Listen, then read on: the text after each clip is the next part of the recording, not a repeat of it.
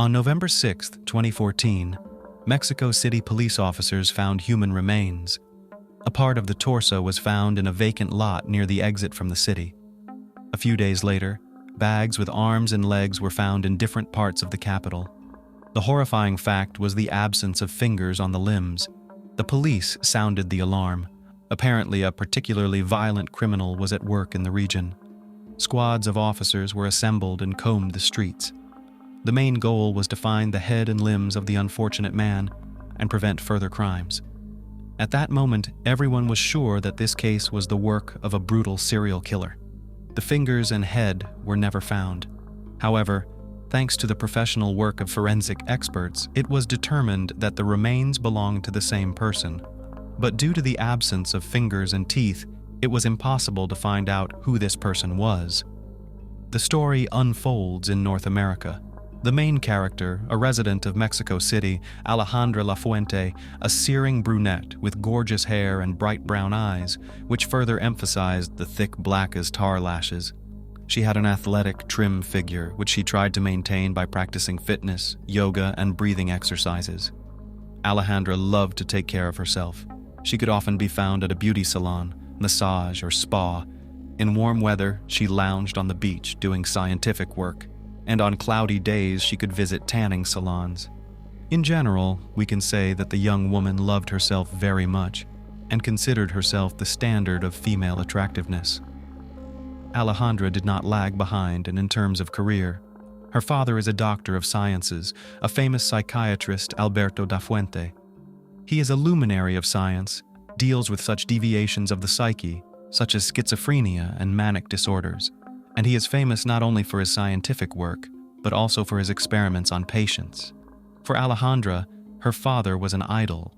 Wanting to achieve the same success, she followed in his footsteps. To do so, she enrolled in the best university for psychiatry and graduated with honors. Her perseverance, resourcefulness, extraordinary intelligence, as well as her father's connections, helped her to write and defend her thesis on manic syndrome. However, in the future, Alejandra did not become engaged in psychiatry. She was attracted by the work of a psychotherapist. Thanks to her father's money, the young woman got a license and opened her office in a new business center in the heart of the capital. There was no shortage of clients, but she only saw women. Women with eating disorders, depression, relationship problems, and low self-esteem came for counseling. Alejandra helped to solve family problems, but as it often happens, her personal life left much to be desired. The young woman's first marriage broke up, but in the end, the couple had 2 children. 2 charming girls with Alejandra's eyes and her father's sense of humor. However, Alejandra was not discouraged. In her opinion, 2 children were no reason to give up on herself. She still dreamed of meeting her other half, a man who could also be a good father to her daughters. Sometime after the couple separated, the ex-husband, whose name is not disclosed, came home to Alejandra. It was a normal practice for the couple. The man would come on weekends to give time to his little girls and help his ex-wife with household chores if needed. However, the ex-husband had no idea that this visit would turn out to be his last. Alejandra asked him to enter the house through the backyard, reasoning that the lock on the front door was jammed. The man made his way into the house. Alejandra said that her youngest daughter was bathing right now and asked him to come into her bathroom. Suspecting nothing, the man went in there. There was a ringing silence in the house. There were no sounds, the usual cartoons, the laughter of children. The man went into the bathroom. There was tape on the floor, and there was no daughter in the filled bathtub. He began to realize that something was going wrong. Right at that second, his ex-wife stood behind him with a hammer and delivered a blow with all her might to his head. Then another one. The man fell. Blood was pouring out of the gaping hole in his skull. Everything around him was covered in blood. As the experts later found out, the man had no chance to save himself. Death occurred almost instantly after the first blow with a heavy blunt object. The eldest daughter, who unexpectedly returned early from a friend, became an unwitting witness to this truly horrifying picture. The children often observed their parents' quarrels. Alejandra was determined to be mentally disturbed. She often took it out on her friends. Friends even noticed how the young woman could hit her husband. They often noticed scratches on his arms and neck. As for the housemates, they constantly observed her tantrums in an even pace and inadequate behavior. But this time the situation got out of control. The daughter ran out of the house and began to call for help. Almost immediately, a neighbor came running, who then called the police squad. The psychologist was arrested and charged with murder. At the station, the young woman was placed in a cell, where she had to stay for a month until her first hearing. At the trial, Alejandra denied her guilt. Lawyers put forward a version of self-defense. According to them, the ex-husband was intensely jealous of Alejandra and made up that she was bringing men into the house, which could negatively affect the psyche of little girls. On the day of the crime, he showed up unplanned at his ex-wife's house, went through the back door, hoping to catch his wife with another man. Then he pounced on Alejandra, who was in the bathroom at the time trying to put together a nightstand. She then had to exert self-defense, in which she delivered 2 blows to the back of her ex-husband's head. On June 14, 2012, the sentence was handed down. Taking into account the evidence provided by the defense and the presence of 2 minor children, Alejandra was sentenced to 1 year and 4 months. Thanks to the coordinated work of lawyers and the money of his father, the term behind bars was replaced by a suspended sentence. A couple of months later, the appeal was filed again with a request to drop the charges. The argument was assault in self-defense. Human rights activists asked for a jury trial. They felt unbearably sorry for the poor woman who was presented at trial as a victim of domestic violence. As a result, the court reviewed the case and handed down an acquittal. After her release, the young woman proceeded to provide her psychological counseling as before. She created an image of a victim of gender inequality who fought for her rights like most women in North America and finally won. This created image made Alejandra even more popular to potential clients. Soon, María Alejandra met Alan Carrera Cuela, a large Mexican businessman, the son of Adrian Carrera Francis. He was a tall, handsome, and statuesque man. His father had previously been head of special services for the Central District and had achieved considerable success in his career. Soon, Alan expanded his business and created a whole chain of construction stores that began to open all over the country. Part of Alan's business was legalized, but the other part, which few people knew about, was closely connected with crime. By the way, it was for this reason that his father was removed from his position when one of his son's financial frauds was uncovered. In addition, Alan had a stake in a criminal group that was engaged in the transportation of psychotropic substances to the United States. Their base was located in a border town and was guarded by purchased police officers. This group controlled a small portion of the trafficking of psychoactive substances in the South. Alan's father was proven to be involved in his son's affairs. The police managed to get a statement out of him, so he was facing a 20-year prison sentence. But on July 18, 2000, Adrian Carrera was released early thanks to the Witness Protection Program. Immediately after his release, he devoted all his time to his son and his legitimate business. The son grew up quickly, adopting his father's views and experiences. After graduating from college, Alan Carrera decided to follow in his father's footsteps and became an entrepreneur. He was very interested in the store of household appliances, which, despite his young years, he completely led himself. This business was not as large as his father's, but it brought good money. There were always a lot of women around him, but Alan from childhood was in love with a classmate, whom he took as his wife, smart, beautiful, from a good family. The marriage was short, but bright. Daddy had a beautiful daughter. However, a lot of work and almost total absence of Alan at home led this marriage to divorce. Alan was extremely hard to part with the woman he loved since high school. New novels did not bring pleasure, and loneliness and sadness led to the fact that the man began to drink. Gradually, this grew into a pernicious habit. In an attempt to cope with prolonged depression and love for alcohol, Alan tried many ways: books, AA circles, drips. Until one day, fate did not lead the man to a consultation with the famous psychiatrist Alberto, the father of María Alejandra. Alan's now ex-wife was also going through a difficult divorce. Alan was the only man in the young woman's life, and despite the separation, she could not allow anyone else to her. To somehow get rid of her loneliness, Alan's ex-wife also decided to visit a therapist. The psychiatrist, with whom Alan was rehabilitated, explained that he could not lead both spouses for ethical reasons and therefore recommended the woman to turn to Alejandra. However, it is worth noting that he did not inform the clients that Alejandra was his daughter. Alejandra quickly realized that her patient's ex-husband could be a great match. He was said to be a pleasant man in the prime of life and quite wealthy. Not thinking long, Alejandra asked her client to bring her ex-husband for another consultation.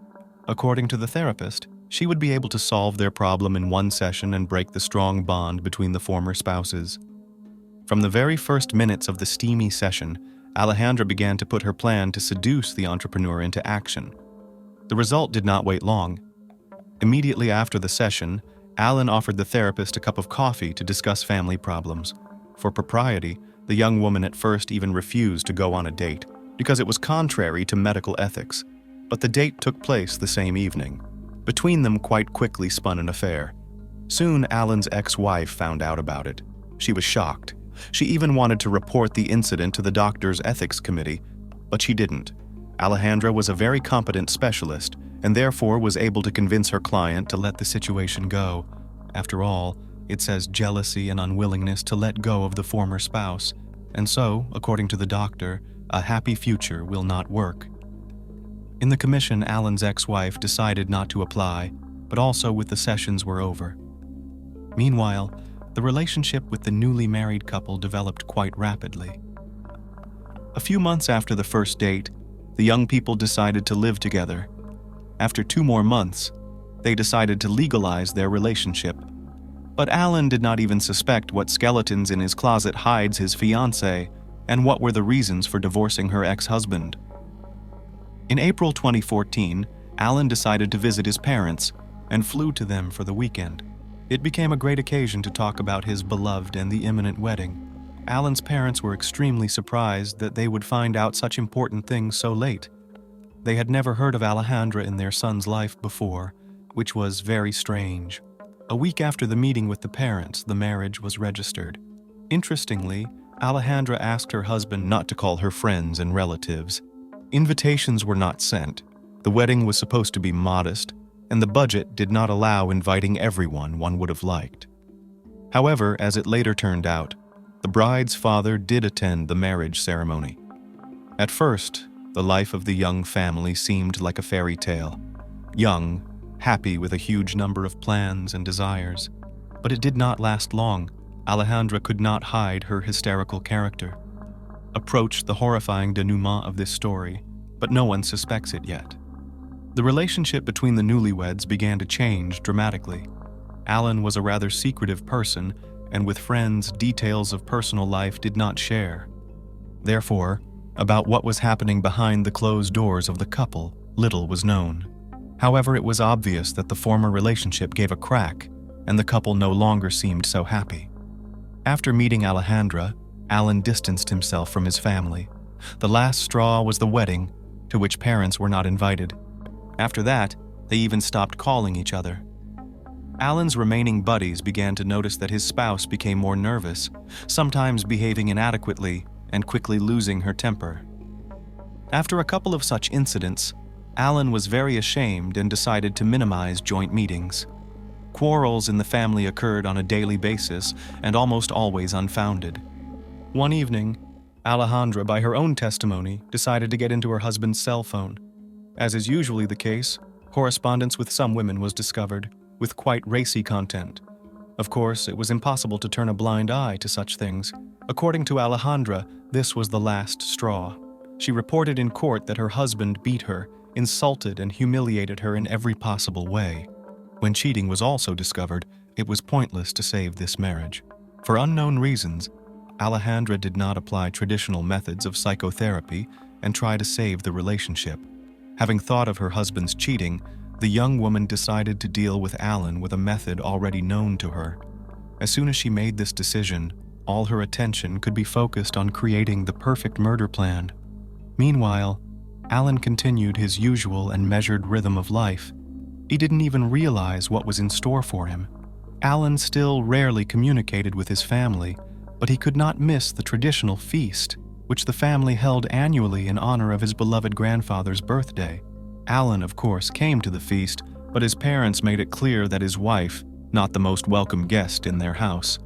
This situation pissed Alejandra off and further aggravated the relationship in the couple.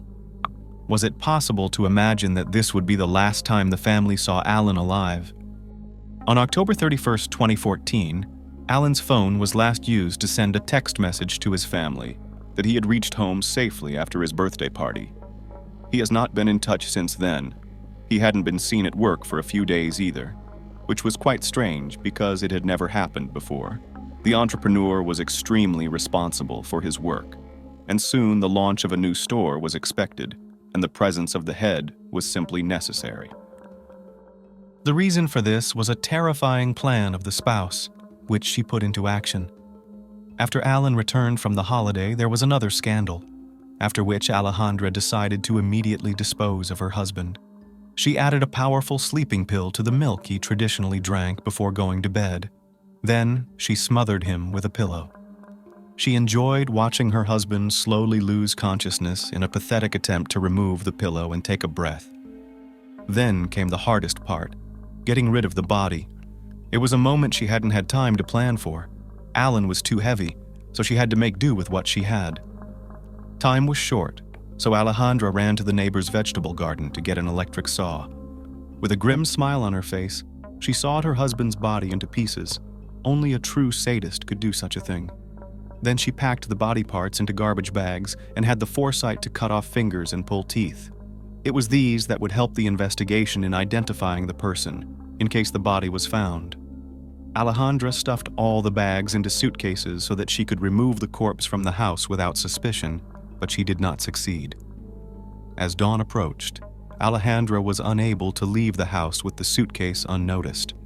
An elderly neighbor, who suffered from insomnia, watched her from her window.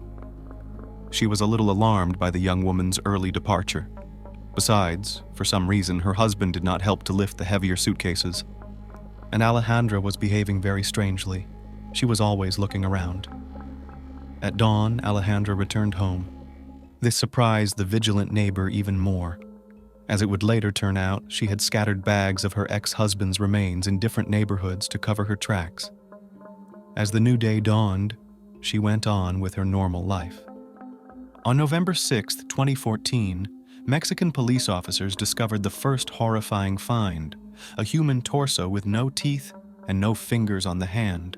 The entire police force was put on alert as the incident was egregious in its level of brutality. Less than a day later, other body parts were found in various parts of the city. It is also interesting that the distance between the places where the packages were found was quite significant.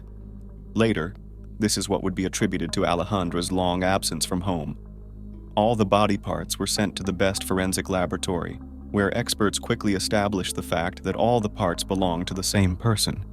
In order to avert suspicion from herself, the perpetrator started writing messages to Alan's relatives. She wanted to avert suspicion, but she only made things worse. She didn't even know that her husband had recently distanced himself from the family and had no contact with his relatives. Alejandra informed Alan's parents on his behalf that they were going on vacation and would be out of touch. The whole plan was ruined by Alejandra's father. Alberto began making phone calls to Alan's father's house. He wanted to clarify if his son-in-law's family knew Alejandra's location. Alberto hadn't heard from her in a while, and the patients are very worried about not being able to attend counseling sessions. Later, he calls Alan's relatives again to inform them that his daughter has been found and that she had to be forcibly admitted to the clinic because she is suffering from depression due to her husband's cheating. This greatly frightened the relatives, and they tried to find Alan, but all was unsuccessful, and then the family of the businessman turned to the police. The laboratory experts decided to compare the remains of the corpse recently found with Alan's characteristics. The similarity was 100%, and his relatives also identified him. It was especially hard for Alan's grandfather. Soon after the identification, he became ill with heart disease because it was his only grandson.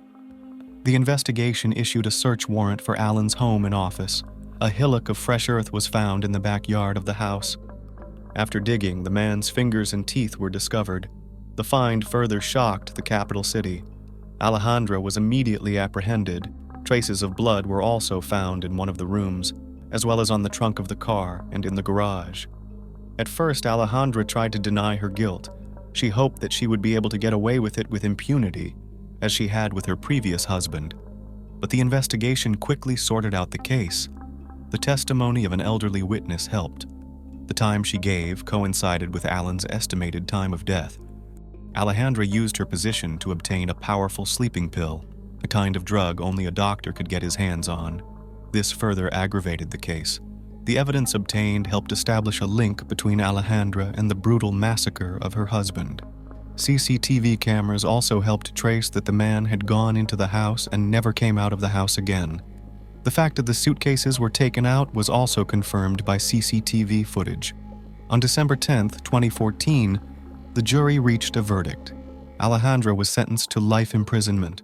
Murder with brutality, an attempt to conceal this fact, the use of official position, all this was not in favor of the former psychotherapist. Her father, who through the use of connections and bribes tried to spare his daughter from imprisonment, could not help either. But all he managed to do was to keep the trial closed to the public and the press in order to avoid more publicity. However, he did it all for the sake of his own career. Now hardly anyone else will turn to a specialist who raised such a ruthless monster and could not diagnose problems in time with his own daughter. The case of the death of Alejandra's first husband also came to mind at the trial. However, due to the passage of years, the evidence in this case was not found. The version of Alejandra's father's involvement in what happened was also considered. There were suspicions that he was in collusion with his daughter, and they committed crimes on the basis of scientific interest. However, this idea found no evidence. After several appeals from the victims, the sentence was commuted to death. This is an unprecedented situation.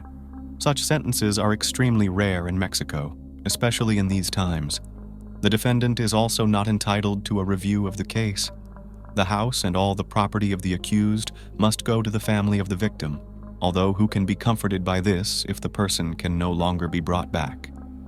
Apparently, Alejandra was a pragmatic and cruel woman. She had major mental health issues, although medical examinations denied that she had any. She also harbored the influence of her father and used her official position to carry out her manic plans. Impunity after her first crime had only unleashed her. Alejandra felt invulnerable and continued to do evil. Perhaps Alan would still be alive if this horrible woman had not been acquitted the first time, but it was too late to talk about it now. Thank you for watching the video. Don't forget to like, subscribe, and hit the notification bell to stay updated with our latest content. In 2012, at the Summer Olympics in London, the star of a young Puerto Rican boxer, Felix Verdejo Sanchez, shone brightly. He was called a diamond, one of the most promising athletes of his country. He was predicted to win titles and gold medals. Then it seemed to everyone that this talented and motivated young man will reach fantastic heights in sports. In 2021, the name of the boxer again traveled all the world's media, but this time fell into the section of criminal chronicles. This story is about a teenage attachment that grew into a kind of addiction and led to a terrible tragedy, and also about how the author of the main knockout of 2014, who was praised and promoted by two-time Olympic champion Vasyl Lomachenko, almost received a death sentence, but eventually went to prison for life. It is noteworthy that despite the presence of irrefutable evidence and confessions of the boxer's accomplice, he himself to this day refuses to plead guilty. The future star of world boxing was born in the Puerto Rican city of San Juan in 1993 on May 19th. He grew up in a rather modest large family and from an early age was fond of port. True, in childhood, he planned to connect his life with baseball, but his further fate was determined by a funny incident. When the boy was 9 years old, a family friend came to visit them with his son of the same age. The boys were playing in the yard, but suddenly quarreled and a fight broke out. Parents separated the children, and the father of the future athlete noted that if he wants to fight with someone in the future, let him wear boxing gloves. After that fight, Felix, at his request, was taken to a local gym, where the boy, as he later admitted himself, from the first training session fell in love with boxing. At the age of 16, he won the Pan American Junior Championships. A year later, he won his country's championship, and a year later, he went to the Olympic Games in London, where he reached the quarterfinals. In the same year began his brilliant career in the professional ring. In total, Verdejo had 29 fights, gaining 27 confident victories, and in 2014 he was recognized as the author of the best knockout in the fight against Sergio Villanueva. A year later, Felix won his first championship belt with the WBO Latino title, which he subsequently defended 6 more times in 2 years. Everyone who saw him in the fight had no doubt, this young man will write his name in the history of world boxing. And now let's get to know Kisha Rodriguez. The girl was born in November 1993 in San Juan. The full name given to her at birth is Kisha Marlene Rodriguez Ortiz. Her parents, Jose and Kayla Rodriguez, had another common daughter, Bereliz Nicole, and also the couple raised Kayla's son, Jonathan, from a previous marriage of a woman. Kisha grew up an open and sociable girl. She did well in school and adored animals, dreaming of becoming a veterinarian in the future. Her best friend was her sister Bereliz, to whom she confided all her secrets and worries. Kisha studied in the same school with Felix Verdejo, who was her age. Young people were acquainted since childhood, and in adolescence between them began a romantic relationship. In 2011, Rodriguez's parents divorced and separated. Kayla moved to relatives in Florida, and her daughters, who were by then already adults, decided to stay in San Juan. Despite the fact that each of the sisters had long since lived their own lives, they continued to stay in close contact and told each other about everything that was happening to them. At the age of 18, a promising boxer, who has already managed to take part in the Olympic Games, had an affair with a young schoolgirl and aspiring model, Elisa Maria Santiago Sierra. At that time, the girl was only 14 years old, and she was still in school, but even then she made big plans for the future with a promising and world-famous athlete. In addition, Eliza's parents were not at all against this relationship. Attractive and talented Felix, who has always had a lot of fans, becoming a boxing star, literally bathed in the rays of fame and was surrounded by female attention. He did not miss the opportunity to spin a novel or a passing affair on the side, and also, despite the serious relationship with Eliza, continued to meet with his school friend Kisha. Kisha's sister, Bereliz, and her mother, Kayla Rodriguez, knew about the affair and did not approve of the relationship. In addition, the situation was very ambiguous. On the one hand, Eliza considered herself the only woman and great love of the athlete, was preparing for the wedding, and made far-reaching plans for their joint future. On the other hand, Kisha knew that the lover has a fiancé, but at the same time, Felix did not let her go. On top of that, he was her first great love, and deep down, the naive girl herself still hoped to be the one. In 2016, the boxer did marry the young Eliza, who at that time was barely 19 years old. Eliza by that time was already quite a famous model, had tens of thousands of followers in social networks, and also opened her own beauty studio for eyelash extensions. In August of the same year, just a few months after the wedding, the athlete got into a serious car accident when he was rushing on his motorcycle. He was taken to the hospital in serious condition with head injuries, bruises, and lacerations. His trainer, Ricky Marquez, seriously feared that his talented charge would go off the rails at the height of his career. But Felix, contrary to the disappointing prognosis, made a rapid recovery and soon returned to the ring. In September 2019, the boxer published in his profile in the social network a picture with Elise, who was in a large term of pregnancy. In the comment to the photo, he wrote, "Soon I will meet my daddy's princess." And a month later, he announced the birth of a daughter, who was given the name Miranda Verdejo Santiago. The young man in public looked like a loving husband, caring father, and an exemplary family man. But secretly from his wife, he continued to meet with Kisha, who could not let go. As Eliza later admitted, she guessed that her husband was cheating on her, but every time he tearfully vowed to leave his mistress. Kisha repeatedly tried to break off this painful relationship, but Felix would not let her go.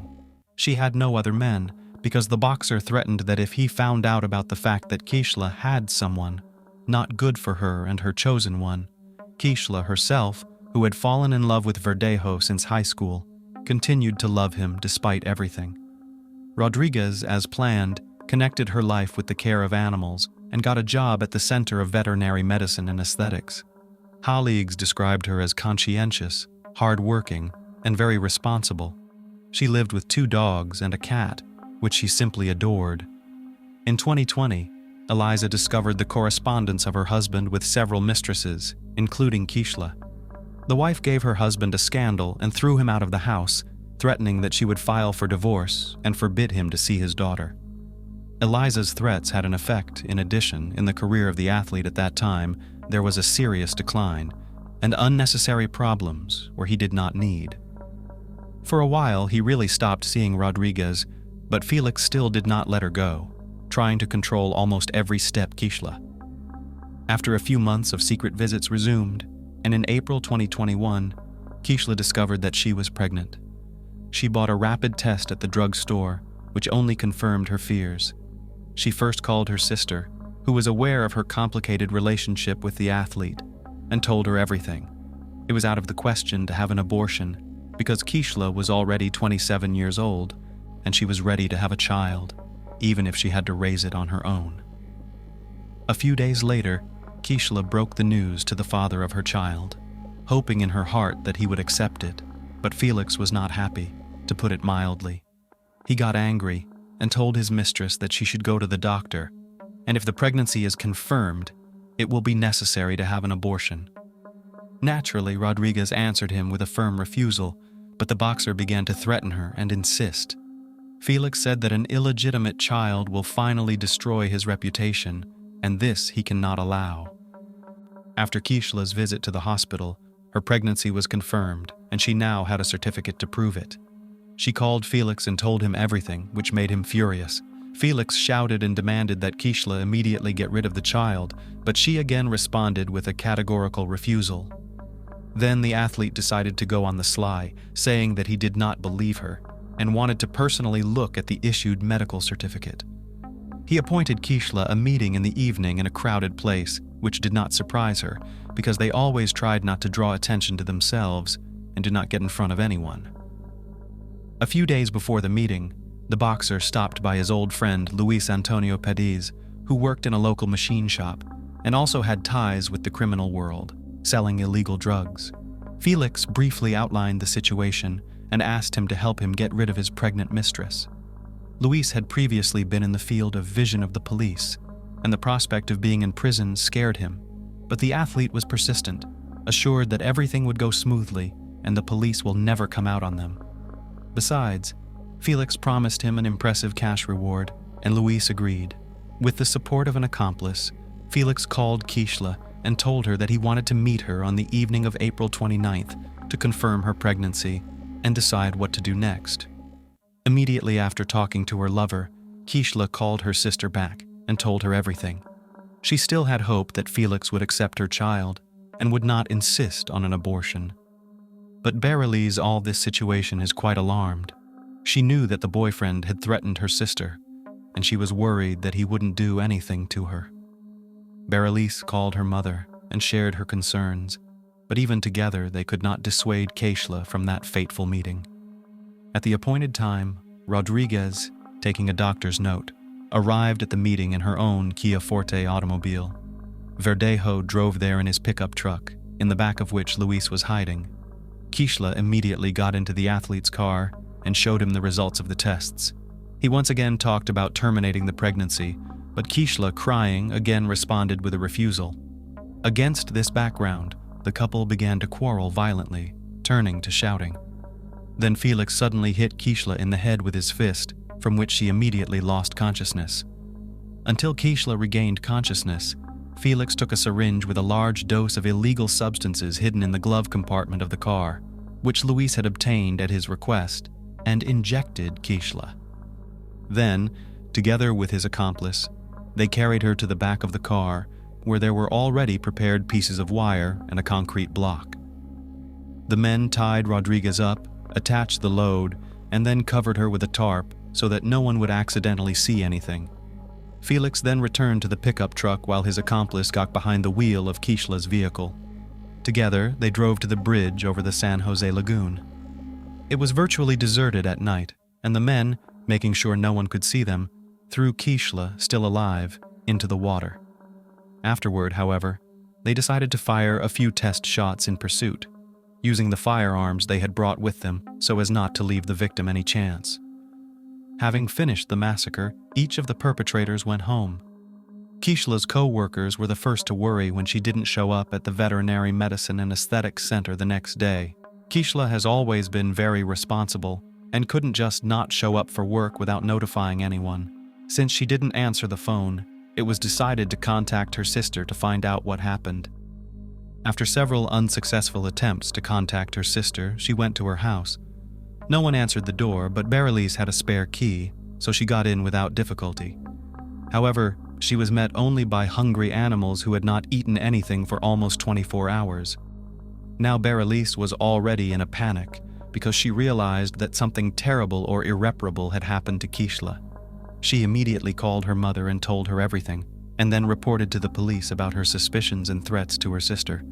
She also called Felix, but he claimed that he had spent the previous evening and night at home with his family and had not gone to any meeting. The missing girl's mother took the first flight from Florida to San Juan. She thought that her lover might have taken her daughter to a private clinic and paid for her to have an abortion without her consent. Kayla didn't even want to think about the fact that Kisha was no longer alive. The first thing to do was to question the missing girl's neighbors and co-workers, but they didn't notice anything suspicious and couldn't provide the investigation with any useful information. In parallel, messages about the disappearance of Rodriguez were posted on popular social networks with requests to respond to those who know anything about her fate or current whereabouts.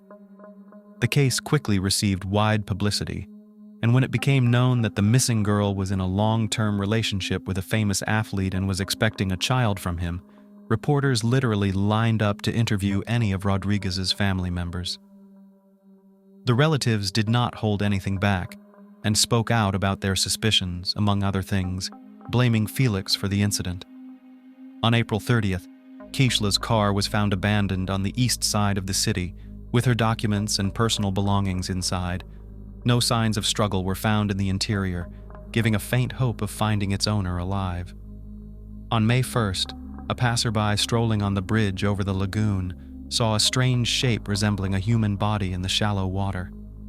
He reported his discovery to the police, who soon recovered from the water the body of a young woman, presumably the same one the whole city had been looking for several days.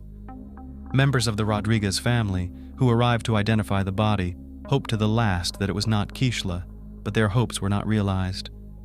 The body had been in the water for several days and changed a lot, but the girl was immediately identified by a remarkable tattoo on her arm. When news of the gruesome discovery hit the press, the residents of the city revolted and began to go out to spontaneous rallies, demanding punishment for those responsible. The same day, Verdejo was detained and taken to the police station for questioning, but the athlete categorically denied his involvement and claimed that on the night of Kisha's disappearance, he was at home with his family. As there was nothing to charge him, Felix was released on his own recognizance. One of the key witnesses was the athlete's legal wife, who at the first interrogation admitted that she was aware of his affair with Kisha, but that she had heard about her rival's pregnancy for the first time. On top of that, she did not confirm her husband's alibi, saying that he was not at home on the night of the murder. The first thing investigators did was check traffic surveillance footage on the way to the bridge from which Kisha was thrown. That's how they found Felix's pickup truck and the victim's car traveling behind each other. But the Kia Forte was clearly not driven by its owner. On the same day, the boxer's car was seized for examination, and in its body they found some hair of the deceased. Luis was the first to surrender to the police, promising to tell the whole truth in exchange for a reduced sentence. Felix was also taken into custody, but he refused to cooperate with the investigation, did not answer questions, and continued to deny his guilt, despite the presence of irrefutable evidence. A firearm was seized from Felix, which he used to shoot the victim from the bridge, and for which he had an official permit. Also, a cell phone check confirmed the fact that Felix, Luis, and Kisha were in the same location on that fateful night. Kisha's final farewell was on May 8th, and the funeral ceremony was all over the national news. It was a kind of action calling for the perpetrators of the tragedy to be punished to the full extent of the law, as well as an action to draw public attention to the problem of gender violence. The coffin with Rodriguez's body was brought to the cemetery not in the traditional hearse, but in a white carriage, over which white flower petals were thrown from the air. Many famous Puerto Rican natives, including show business stars, athletes, politicians, and public figures, have spoken out about the high-profile incident. Verdejo was charged with carjacking, kidnapping, premeditated murder, and the murder of an unborn child. All of these crimes together carried the death penalty, but the relatives of the deceased from the very beginning asked the court to elect a sentence of life imprisonment for the killer, so that he would suffer in captivity for the rest of his life. The hearing was repeatedly postponed due to the worldwide coronavirus pandemic, but in the spring of 2021, the trial was held in virtual mode. The court found that the crime was committed by a group of persons by prior conspiracy and with particular cruelty against a pregnant woman. It was possible to reconstruct the chain of events of that night and the details of the crime, mainly thanks to the testimony of Luis, who did not deny his guilt. He admitted that it was he who, at the request of a friend, got the drug for injection and also brought a wire and a concrete block to get rid of the body. But Felix continued to insist on his non-involvement in the case, although his words could not seriously affect the situation. By the way, the wife of the boxer, who acted in court as a witness, almost immediately after the arrest of her husband filed for divorce and tried to abstract from what was happening, focusing on the development of his business and raising a young daughter. According to some reports, not so long ago, Elisa Santiago remarried. Elisa herself admitted in an interview that she repeatedly received anonymous calls and messages with death threats, as well as death wishes to her and even Miranda. Many considered it was the spouse of the athlete as the organizer of the crime, but no evidence was found. In the summer of 2023, it became known that the jury, having familiarized itself with all the evidence and heard the testimony of all the witnesses, was finally ready to announce the final verdict. Felix Verdejo and his accomplice Luis Cadiz were found guilty on each of the charges against them. But despite this, the killers have not yet been sentenced. The next court hearing is scheduled for mid-November 2023. Most likely, both men involved in the deaths of Kisha Rodriguez and her unborn child will likely go to prison for life, with no right to ever leave prison. On an early August morning in 2015, emergency services received a call. Tom Martins, the caller, urgently reported a violent altercation involving his daughter and son-in-law. "He's bloodied and I fear I might have killed him," Tom revealed with a shaken voice.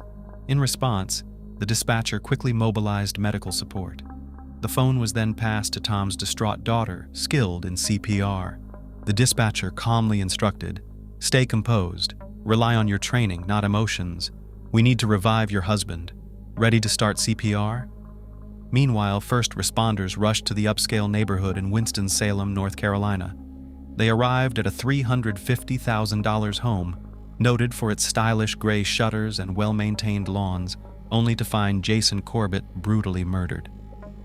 This incident unfolds a tragic narrative of a widower with 2 young children, who was in dire need of emotional support after losing his cherished wife. It also introduces a young woman, seeming like a beacon of hope, who stepped in to care for the children. Yet, it serves as a stark reminder of the dangers of hastily integrating almost strangers into close-knit family bonds. If Jason had been fully aware of Molly's mental health background and had known her more intimately, he might have reconsidered her close involvement with his kids. For Molly, meeting Jason symbolized a fresh start, complete with a loving family and the children she always dreamt of. However, for Jason, this relationship tragically became a one-way journey with no return. Molly Martin's life was the epitome of the American dream. Born into a wealthy and educated white family, she enjoyed a prosperous upbringing in Farragut, Tennessee. Her early years were spent in a luxurious mansion where she was the cherished little princess. Neighbors recalled her as a reserved, somewhat introverted girl who was an adept swimmer despite frequent health-related absences from school. With the family's move to the more lavish Fox Run area, Molly continued her education at Farragut High School, participating in the swim team. Though not as skilled as her peers, Molly still felt like a champion in her own world. Molly's mother, Sharon, a math doctorate from the prestigious Emory University in Georgia, and her father, Tom, an FBI agent and seasoned lawyer, instilled a family motto: success is measured only by achievements, regardless of whether they were real or perceived. The Martenses were known as pillars of society, a family striving for prestige, wealth, and perfect heirs, ready to continue their lifestyle. From a young age, the children were raised with a win-at-all-costs mentality. The main issue was that Molly, the beloved daughter and little princess, didn't live up to these high expectations, unlike her two brothers. To maintain their societal facade, Tom and Sharon went to great lengths to conceal why. Molly was perceived as frequently ill, with a supposed issue in her left foot causing her pain and requiring numerous hospitalizations and surgeries. In reality, it wasn't a physical ailment that kept Molly from school, but her mental health. To preserve their external image, Tom and Sharon kept their daughter's issues within the family, with few knowing what happened behind the closed doors of their luxurious mansion. Thanks to her parents' influence, Molly seemingly secured a spot at Clemson, one of America's top colleges. In 2003, her photograph appeared in the Clemson University yearbook as a freshman, but then records of her disappeared. In 2004, Molly began working at the Visage Beauty Salon in Knoxville, where she met stylist Jeremy Taylor. The two started dating and spent a year and a half together. Despite their closeness, Taylor only knew about Molly's leg health issues, necessitating numerous surgeries and often preventing her from working. Yet, he admired her dancing and ballet talents, never questioning the intense strain on her foot. After breaking up with Taylor, Molly joined a dating site where she started a romantic correspondence with Keith McGinn. On February 22, 2007, nearly a year before meeting the widowed father of two, Keith and Molly went on their first date. It was to Keith that Molly first revealed her bipolar disorder and some other accompanying issues. Keith, who suffered from chronic fatigue and depression himself, supported her and moved in with her a month later. Molly found work as a mammy, attended therapy, and things seemed to be going well. The fairy tale ended when she contracted a severe staph infection. The medication for the infection interfered with her bipolar medication, leading to a drastic change in her behavior. According to Keith, at one point, Molly was taking 16 pills prescribed by her psychiatrist daily, plus an additional 10 as needed. Most of these were for her bipolar disorder and manic depressive psychosis.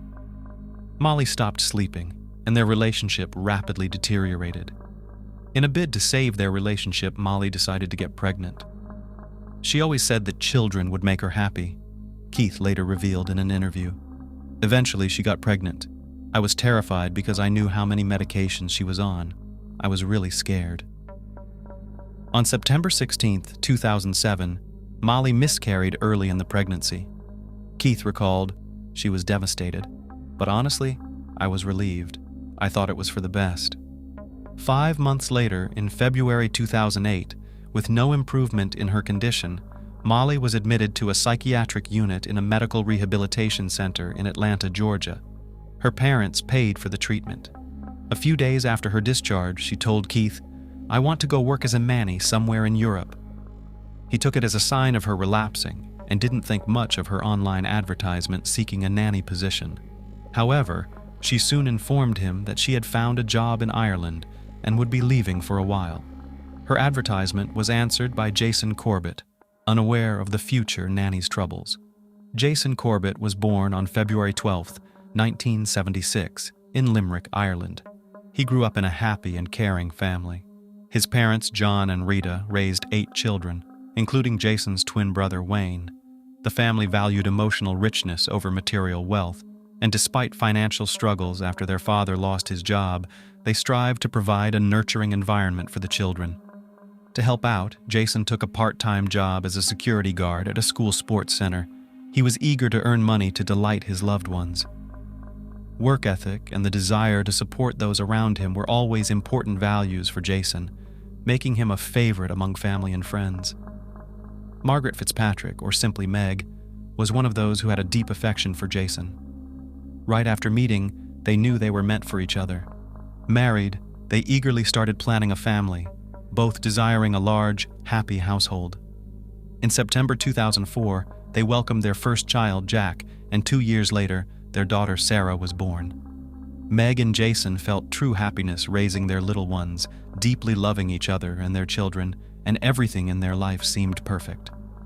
However, this idyllic life came to an abrupt end. On November 21st, 2006, just 3 months after Sarah's birth, tragedy struck. Meg woke up with an asthma attack and, despite medical intervention, passed away in the hospital. Her death left 30-year-old Jason in profound grief. In his loneliness and sorrow, only his love for his children kept him afloat. His relatives supported him, understanding the importance of being there for him during this difficult time. Humble and kind, Jason felt uneasy about relying so much on his family for help and childcare. This thought troubled Jason. He didn't want to be a burden, although his family never saw him that way. In 2007, he decided to hire a housekeeper. The first candidate, a Czech woman, didn't click with Jason, so he let her go. Then he hired a Spanish woman, but the language barrier posed problems. Both women were looking for temporary work, not willing to stay in Ireland long-term, which frustrated Jason, who sought a reliable long-term helper. He eventually concluded that the best solution would be to find an English-speaking nanny seeking long-term employment. In early February 2008, he emailed 20-year-old Molly Martins. She sent a resume that, as it would later emerge, contained inaccuracies. Molly claimed she had graduated from Clemson University, although she had actually dropped out.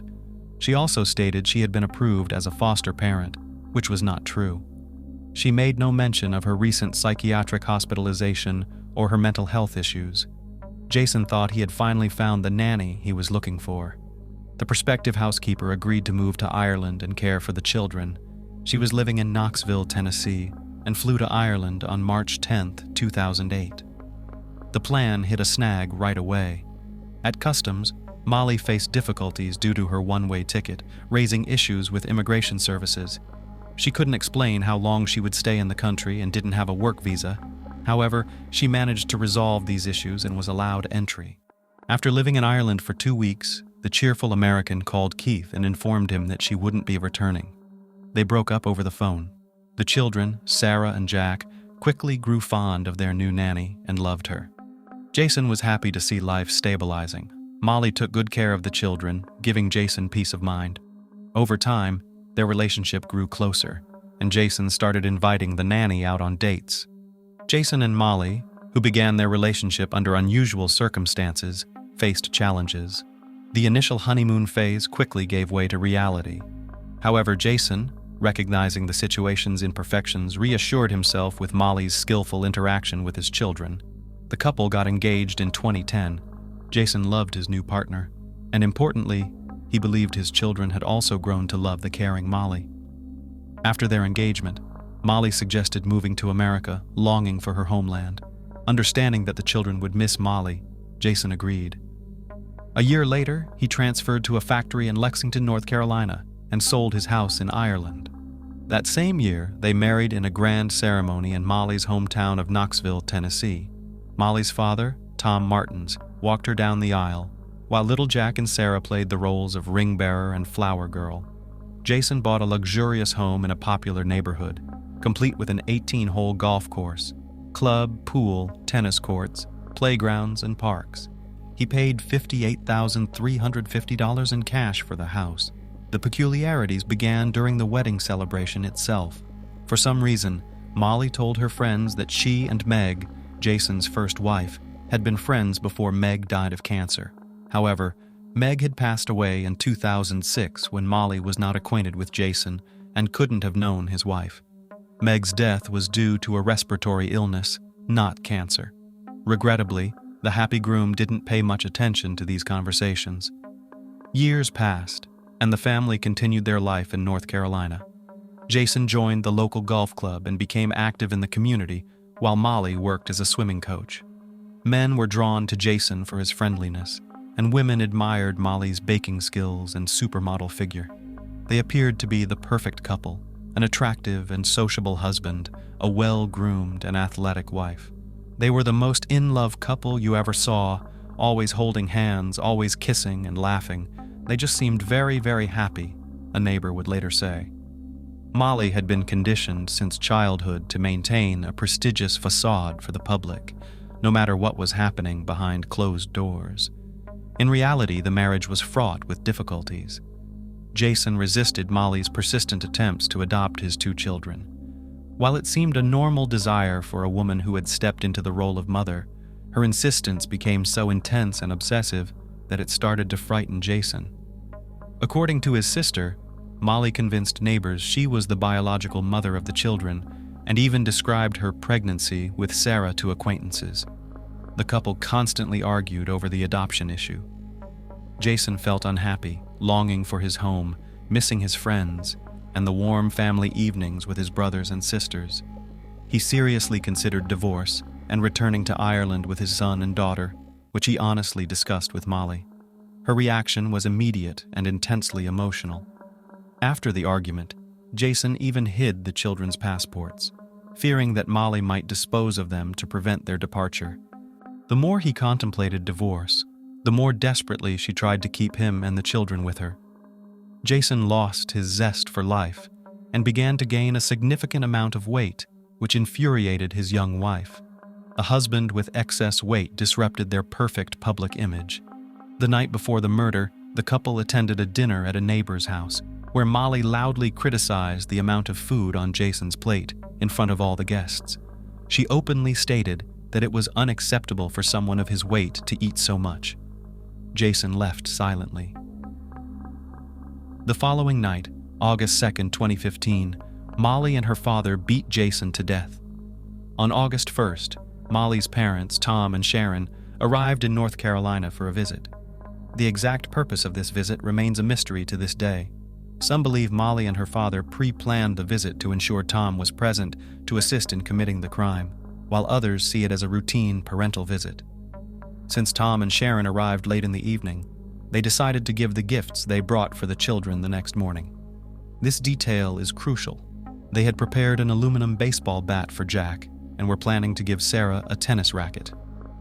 After dinner, Tom and Sharon retired to the guest bedroom in the basement. Molly and Jason went to their bedroom on the first floor, and the children went upstairs to their respective rooms on the second floor.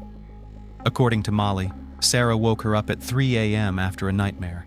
Molly calmed her down and took her back to bed.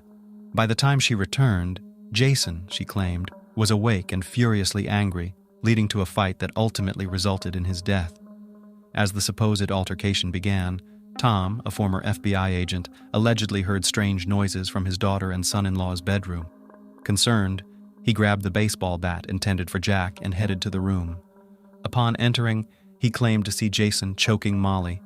Jason, noticing his father-in-law, tightened his grip and dragged Molly to the bathroom, threatening to kill her.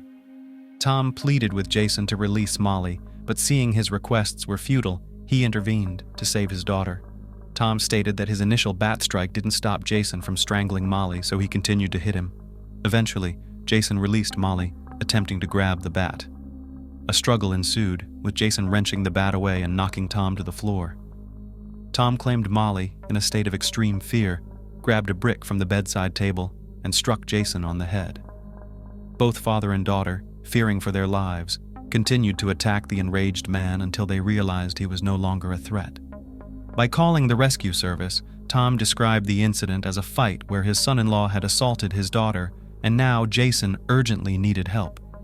However, when emergency services arrived, the scene indicated something far more brutal than simple self-defense. The bedroom walls and floor were drenched in blood, with splatters also on the ceiling and furniture. Jason's skull was so shattered that pieces of his scalp were scattered across the floor. The medical examiner noted in the report that the number of blows was impossible to determine, as pieces of skull fell onto the table during the autopsy. The first responding police officers noted a stark discrepancy between Jason Corbett's horrific injuries and the fact that both father and daughter were unscathed, their clothes intact. Not even Molly's thin bracelet was broken, despite her claim of a life-and-death struggle.